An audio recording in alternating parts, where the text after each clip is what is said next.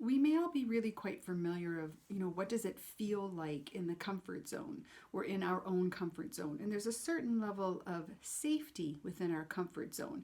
But the emotional feeling of comfort zone can sometimes be flow and can sometimes be a little meh. It could feel a little stagnant after a while. Within emotional intelligence, self-actualization is the highest expression of stretching outside of your comfort zone. It's our willingness to explore greater meaning and fulfillment in life, which generally means we are going to tackle learning new skills. We're going to tackle stretching our capacities. We're going to say yes to opportunities that come our way.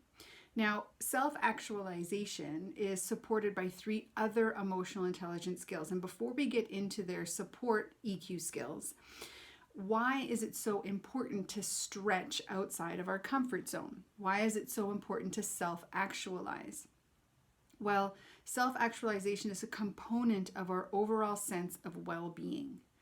And our overall sense of well-being is equivalent to our happiness. When we feel well, when we are stretching into fulfillment and meaning, we have greater levels of happiness. And studies have demonstrated that happiness is a predictor for success. Now, a second bonus element is that happiness actually improves our emotional quotient. And when we develop our emotional quotient, our happiness goes up. So it is both an influx to our EQ and it's a byproduct of our EQ, a double whammy, which is just amazing.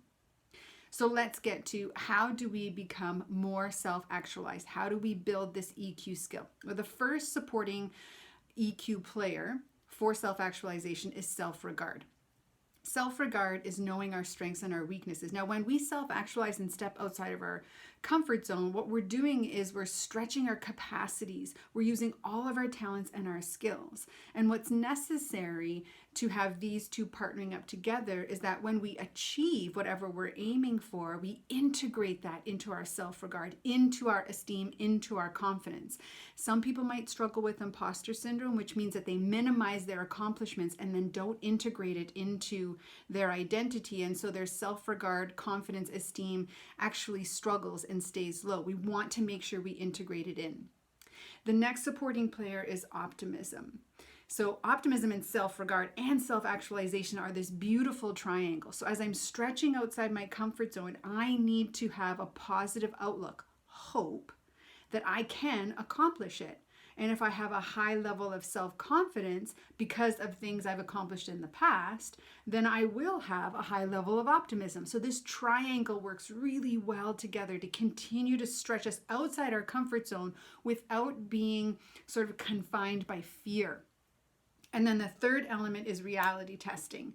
And time again, reality testing comes up because we must be able to look at things objectively. What is really going on?